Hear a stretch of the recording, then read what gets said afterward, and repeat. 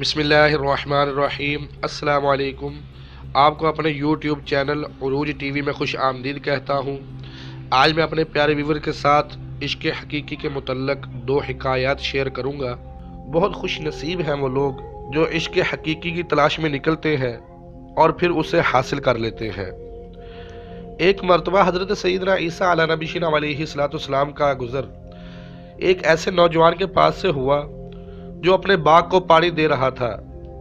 اس نوجوان نے جیسے ہی اللہ کے نبی علیہ السلام کو دیکھا تو فوراً آپ کی بارگاہ میں حاضر ہوا اور عرض کرنے لگا کہ اللہ کے پیارے نبی، آپ میرے لیے اللہ تعالیٰ کی بارگاہ میں دعا کیجئے کہ وہ مجھے اپنے عشق کا ایک ذرہ عطا فرما دے۔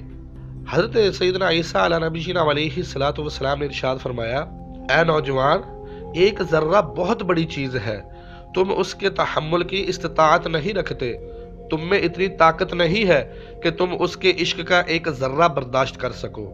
وہ نوجوان عرض کرنے لگا کہ اللہ کے پیارے نبی، چلو پھر آپ یہ دعا کر دیجئے کہ اللہ تبارک و تعالی مجھے اپنے عشق کا آدھا ذرہ عطا فرما دے۔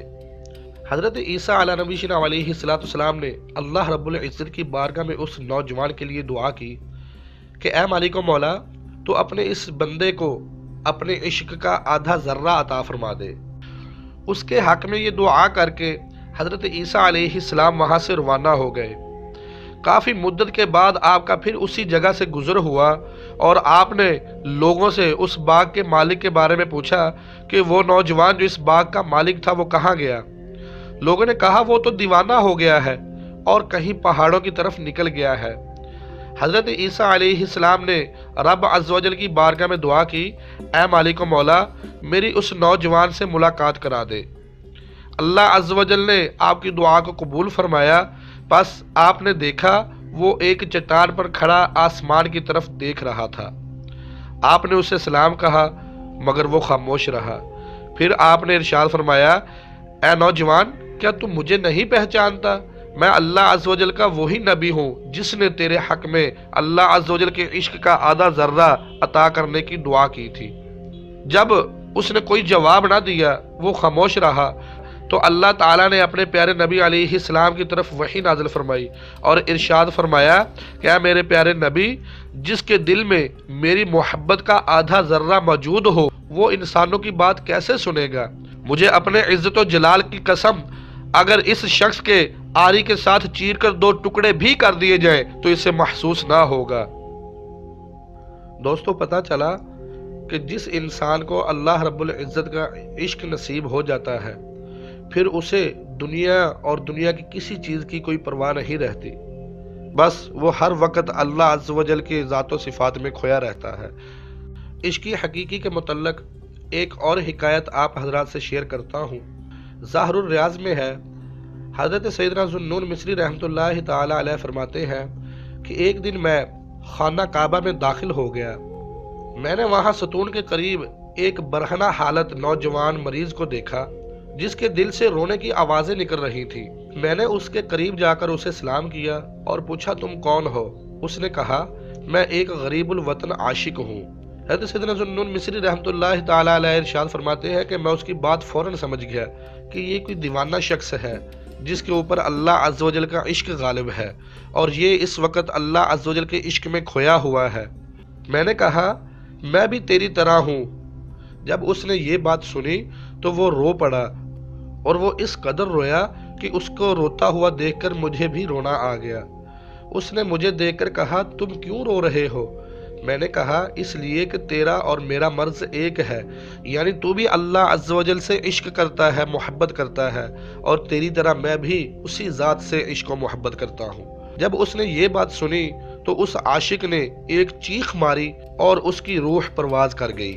میں نے اس پر اپنا کپڑا ڈالا اور کفن لینے چلا آیا۔ جب میں کفن لے کر واپس پہنچا تو وہ نوجوان وہاں پر موجود نہ تھا۔ میرے منہ سے بے ساختہ سبحان اللہ نکلا۔ تبھی میں نے ہاتف غیبی سے ایک آواز سنی کہ اے ذوالنون مصری، جسے آپ تلاش کر رہے ہو وہ کوئی عام شخص نہیں تھا، وہ اللہ رب العزت کا عاشق تھا۔ جب وہ زندہ تھا تو اس کی زندگی میں شیطان نے اسے بہت ڈھونڈا مگر اسے نہ پا سکا، اور مالک دوزخ یعنی دوزخ کا جو نگران فرشتہ ہے اس نے اسے بہت ڈھونڈا، وہ بھی اسے نہ پا سکا۔ پھر رضوان جنت یعنی جنت کا جو نگران فرشتہ ہے اس نے بھی اسے تلاش کیا اور تلاش کرنے کے باوجود اسے نہ پا سکا۔ حضرت سیدنا ذوالنون مصری رحمۃ اللہ تعالی علیہ ارشاد فرماتے ہیں کہ میں نے پوچھا آخر پھر وہ شخص گیا کہاں؟ تو ارشاد فرمایا کہ اپنے عشق اور کثرت عبادت اور سچی توبہ کی وجہ سے وہ اپنے قادر رب العزت کے حضور پہنچ گیا ہے۔ تو دوستو پتہ چلا کہ جو شخص اللہ عز و جل سے عشق کرتا ہے، اللہ کی ذات سے محبت کرتا ہے، پھر اللہ عز و جل اسے اپنے ایک خاص قرب سے نوازتا ہے۔ آج اس دور میں بھی اللہ عز و جل کی محبت کا دعویٰ کرنے والے بہت سارے لوگ پھرتے ہیں، لیکن وہ سب کے سب سچے نہیں ہیں، ان میں سے اکثر لوگ جھوٹے ہیں۔ جو شخص 3 باتوں کا دعویٰ کرتا ہے اور خود کو ان 3 چیزوں سے پاک نہیں رکھتا تو اس کا دعویٰ باطل ہے، جھوٹا ہے۔ نمبر 1، جو شخص ذکر خدا کی حلاوت کو پانے کا دعویٰ کرتا ہے مگر دنیا سے بھی محبت رکھتا ہے۔ نمبر 2، جو اپنے اعمال میں اخلاص کا دعویٰ کرتا ہے مگر لوگوں سے اپنی عزت افزائی کا خواہش مند رہتا ہے۔ اور نمبر 3، جو اپنے خالق و مالک کی محبت کا دعویٰ تو کرتا ہے مگر اپنے نفس کو ذلیل نہیں کرتا اور دنیاوی خواہشات میں لگا رہتا ہے۔ حضور نبی اکرم صلی اللہ تعالی علیہ وآلہ وسلم نے ارشاد فرمایا کہ میری امت پر عن قریب ایک ایسا زمانہ آنے والا ہے جب وہ 5 چیزوں سے محبت کریں گے اور 5 چیزوں کو بھول جائیں گے۔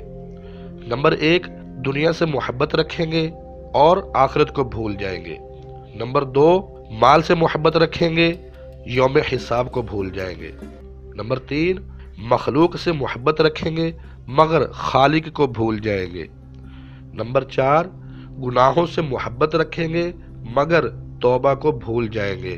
اور نمبر 5، مکانوں سے، اپنی بلڈنگوں سے، اپنی عمارتوں سے محبت رکھیں گے اور قبر کو بھول جائیں گے۔